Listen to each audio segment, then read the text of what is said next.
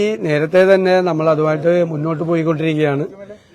അതിന് വേറെ തടസ്സമൊന്നും ഇരുന്നില്ല. അത് ഭവന നിർമ്മാണ പദ്ധതി മാത്രമല്ല, വേറെ ഒരുപാട് ആരോഗ്യ പദ്ധതികളുണ്ട്, വിദ്യാഭ്യാസ പദ്ധതിയുണ്ട്.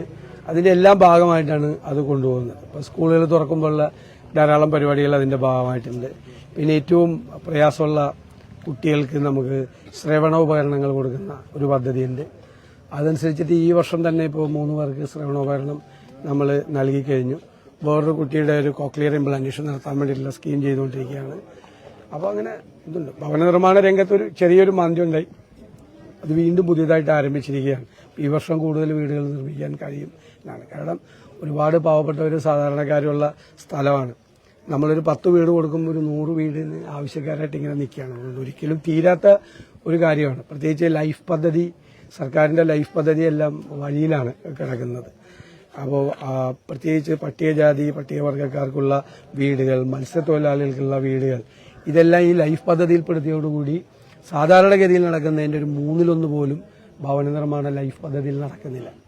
വലിയ ഗതികേടിലേക്കാണ് അത് പോകുന്നത്. കൊട്ടിഘോഷിക്കപ്പെട്ട ലൈഫ് പദ്ധതി മുന്നോട്ട് പോകാൻ കഴിയാതെ കഴിഞ്ഞ പ്രാവശ്യം 10-15% മാത്രമാണ് സർക്കാർ പ്ലാൻ ഫണ്ടിൽ നിന്ന് ലൈഫിന് വേണ്ടി ചെലവഴിച്ചത്.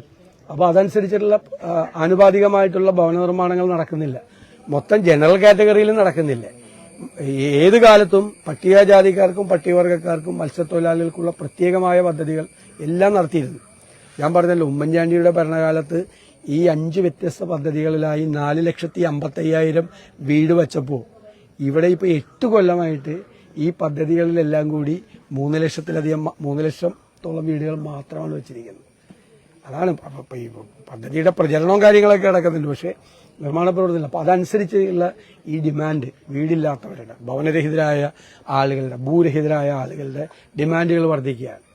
അത് വലിയൊരു പ്രശ്നമാണ്. ഈ അന്വേഷണം ഏതെങ്കിലും തരത്തിൽ ബാധിച്ചിട്ടുണ്ടോ പദ്ധതിയെ മുന്നോട്ട് പോകുന്നതിൽ? ഇല്ല, ഒരു തരത്തിലുള്ള അന്വേഷണം നടന്നിട്ടില്ല യഥാർത്ഥത്തിൽ. അതായത് ഈ പദ്ധതിയെക്കുറിച്ച് ആദ്യം കുറച്ചാളുകൾ ചേർന്ന് ഇന്ത്യൻ പ്രസിഡന്റിനോട്ട് പരാതികൾ അയച്ചു. അപ്പോൾ കഴിഞ്ഞ ഗവൺമെന്റിന്റെ കാലത്ത്, പിണറായി സർക്കാരിന്റെ കാലത്ത് വിജിലൻസ് അന്വേഷിച്ച് ഇതിലൊന്നുമില്ല എന്ന് പറഞ്ഞിട്ട് കൊടുത്ത് അത് ഡ്രോപ്പ് ചെയ്തു, ഇല്ല എന്ന് പറഞ്ഞു. അതിനുശേഷം സ്പീക്കറോട് പ്രോസിക്യൂഷൻ സാങ്ഷൻ അനുമതി ചോദിച്ചുകൊണ്ട് കൊടുത്തു.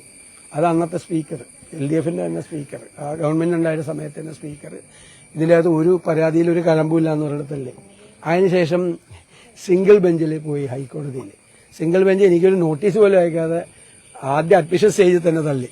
അതിനുശേഷം ഡിവിഷൻ ബെഞ്ചിൽ പോയി.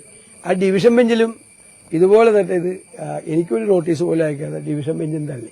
അതിനുശേഷം മുഖ്യമന്ത്രിക്കൊക്കെ എതിരായിട്ടുള്ള ആരോപണങ്ങൾ വന്നപ്പോൾ വീണ്ടും ഒരു എന്താണ് പറയുന്നത്, ക്വിക്ക് വെരിഫിക്കേഷൻ വേണ്ടിയിട്ട് ചെയ്തിരിക്കും. ഇപ്പോൾ ഏകദേശം 1 കൊല്ലത്തോളമായി.